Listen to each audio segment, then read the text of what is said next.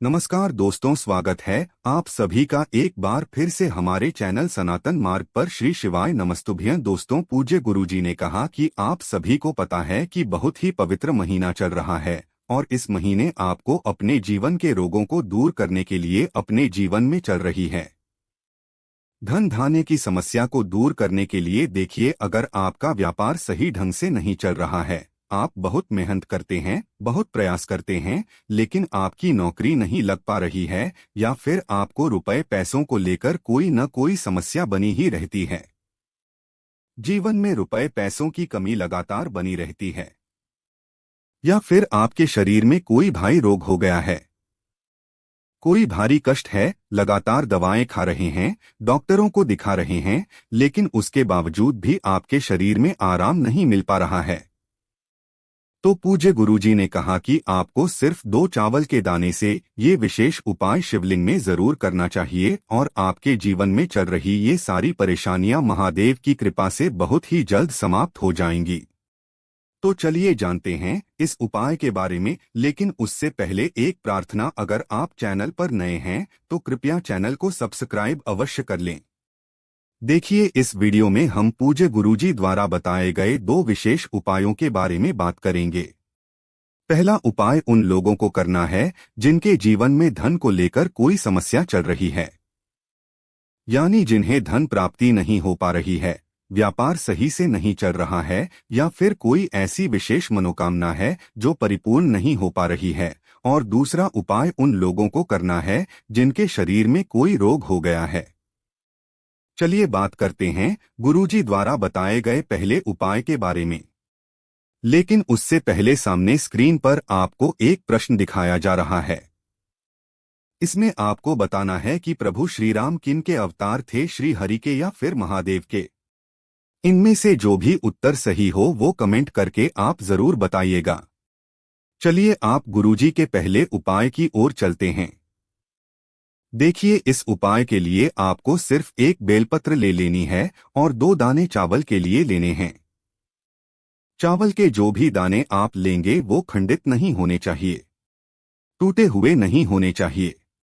गुरुजी ने कहा कि आप सिर्फ 2 चावल के दाने लेंगे, फिर इसी के साथ आप जो एक बेलपत्र लेंगे वो बेलपत्र कहीं से भी कटी फटी नहीं होनी चाहिए, और बेलपत्र की डंडी के आखिर में जो ड्यूटी होती है वो भी नहीं होनी चाहिए। अगर है तो उसको तोड़कर आप अलग कर लेंगे। अगर आपके पास बेलपत्र नहीं है तो शिवलिंग के ऊपर चढ़ी हुई बेलपत्र को उठाकर जल से शुद्ध करके फिर आप उसका भी इस्तेमाल कर सकते हैं। आप सबसे आखिर में आपको ले लेना है एक लोटा जला। अब ये तीनों सामग्री लेकर आपको पहुंच जाना है शिवालय। पूज्य गुरुजी ने कहा कि सुबह से लेकर शाम तक किसी भी समय आप ये उपाय कर सकते हैं, और ये उपाय आप शुक्रवार के दिन भी कर सकते हैं, सोमवार के दिन भी कर सकते हैं, प्रदोष की तिथि में भी कर सकते हैं, अष्टमी की तिथि में भी कर सकते हैं, मासिक शिवरात्रि में भी कर सकते हैं, और किसी भी विशेष तिथि में आप ये उपाय कर सकते हैं। देखिए, अब आपको सबसे पहले एक कार्य करना है। ये कार्य आप अपने घर पर ही कर लेंगे। आपके पास जो एक बेलपत्र है उस बेलपत्र में 3 पत्तियां होती है। जैसा कि आप सभी जानते हैं कि बेलपत्र में 3 पत्तियां होती है, तो इन्हीं 3 पत्तियों में से किसी भी एक पत्ती में, चाहे आप ऊपर वाली पत्ती में लगा लीजिए या फिर नीचे के 2 पत्तियां होती है तो उनमें से किसी में भी लगा लीजिए। आप इन बेलपत्र की किसी भी एक पत्ती में थोड़ा सा शहद लगा लीजिए, या फिर आपके पास सफेद चंदन है तो वो लगा लीजिए, या फिर आपके पास पीला चंदन है तो वो लगा लीजिए। जो भी आपके पास उपलब्ध है आप वो थोड़ा सा लगा लीजिए। देखिए, अगर आपके पास पाउडर के फॉर्म में चंदन है, सफेद चंदन हो या पीला चंदन हो, उसको थोड़ा सा गीला कर लीजिए और बेलपत्र की तीनों पत्तियों में से किसी भी एक पत्ती में चिकनी साइड आप एक बिंदी टाइप की या किसी भी तरह के से थोड़ा सा ये लगा देना है। फिर अब ये तीनों सामग्री लेकर आप शिवालय पहुंच जाएंगे। शिवालय पहुंचकर सबसे पहले आपको यही एक बेलपत्र अपने हाथ में रखनी है और महादेव से प्रार्थना करनी है कि आपके जीवन में जो धन की समस्या चल रही है या फिर आपके व्यापार में जो तरक्की नहीं हो पा रही है व्यापार सही ढंग से नहीं चल रहा है या फिर आपकी नौकरी नहीं लग पा रही है। आप इतनी मेहनत कर रहे हैं, इतने प्रयास कर रहे हैं, लेकिन फिर भी कहीं ना कहीं कोई चूक हो जाती है और आपको नौकरी प्राप्त नहीं हो पा रही है, या फिर आपकी कोई विशेष मनोकामना है, तो महादेव से उस मनोकामना को पूरी करने के लिए प्रार्थना कर लीजिए। फिर ये एक बेलपत्र आप शिवलिंग के ऊपर समर्पित कर दीजिए। बेलपत्र की डंडी का हिस्सा आप अपनी तरफ रखेंगे और बेलपत्र की चिकनी साइड का हिस्सा शिवलिंग में टच करेगा। सामने जैसे बेलपत्र रखी गई है, ठीक ऐसे ही बेलपत्र आप शिवलिंग के ऊपर रख देंगे यानी समर्पित कर देंगे। फिर इसके बाद आप जो 2 चावल के दाने लेकर गए हैं, उन दोनों चावल के दानों को शिवलिंग के ऊपर समर्पित कर देंगे और कम से कम 11 बार श्री शिवाय नमस्तुभ्यम मंत्र का स्मरण कर लेंगे। गुरु जी ने कहा कि आप सिर्फ यही 2 चावल के दाने ही शिवलिंग में समर्पित करेंगे। फिर इसके बाद सबसे आखिर में आपके पास बचा एक लोटा जला, ये एक लोटा जल आपको इसी बेलपत्र के ऊपर धीरे धीरे समर्पित करते जाना है और कम से कम 11 बार श्री शिवाय नमस्तुभ्यम मंत्र का स्मरण जरूर कर लेना है। फिर इसके बाद वही शिवलिंग के सामने 1 या 2 मिनट बैठकर श्री शिवाय नमस्तुभ्यम मंत्र का स्मरण करते हुए और महादेव से अपनी वही मनोकामना फिर से बोलते हुए और फिर वापस अपने घर आ जाइए। गुरुजी ने कहा कि अगर हम शुक्रवार के दिन या सोमवार के दिन या किसी भी विशेष तिथि में ये उपाय करते हैं तो यकीन मानिए महादेव हमारी इन सारी परेशानियों को दूर करके हमें सुख, समृद्धि और वैभव की प्राप्ति करवाते हैं।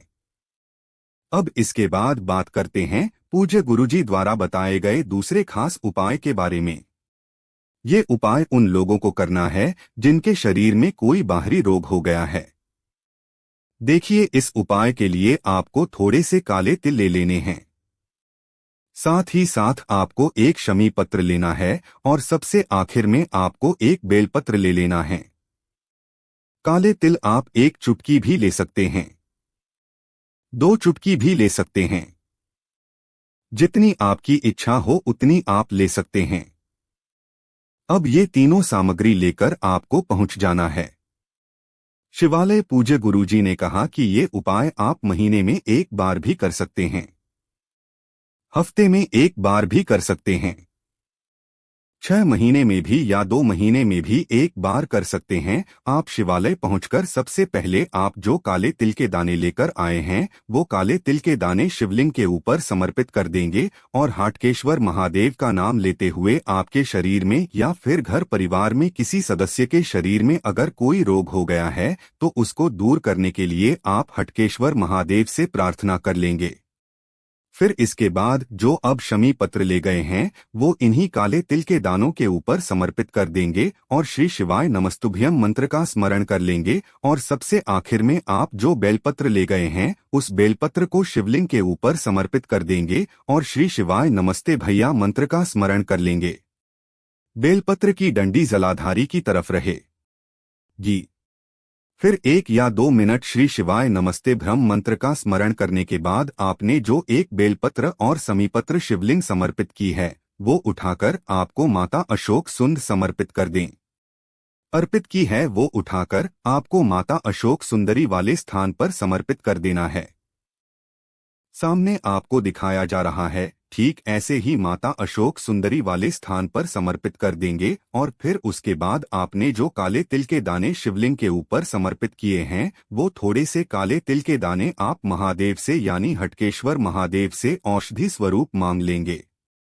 देखिए, आपको जितनी भी काले तिल के दाने मिल जाएं, जितनी भी दाने मिल जाएं, उतने आप हाटकेश्वर महादेव से औषधि स्वरूप मांग लीजिए और फिर ये काले तिल के दाने लेकर आपको अपने घर आ जाना है।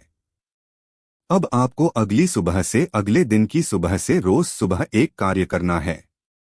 इन काले तिल के दानों में से 2-2 काले तिल के दाने आपको लगातार 5 दिन या 7 दिन सेवन करना है यानी आचमन करना है। 2-2 काले तिल के दानों का आचमन करिए यानी इनको खाइए और फिर हाटकेश्वर महादेव से अपने रोग को दूर करने की प्रार्थना करते रहिए। गुरु जी ने कहा है कि अगर हम कुछ दिन तक ये उपाय करते हैं तो हम यकीन दिलाते हैं कि आपके भारी से भारी रोग में आपको आराम जरूर मिलेंगे। दोस्तों, ये थे पूज्य गुरुजी द्वारा बताए गए 2 बहुत ही खास उपाय। अगर आपको जानकारी अच्छी लगी हो तो वीडियो लाइक करिएगा। मिलते हैं फिर एक नई वीडियो के साथ। श्री शिवाय नमस्तुभ्यं।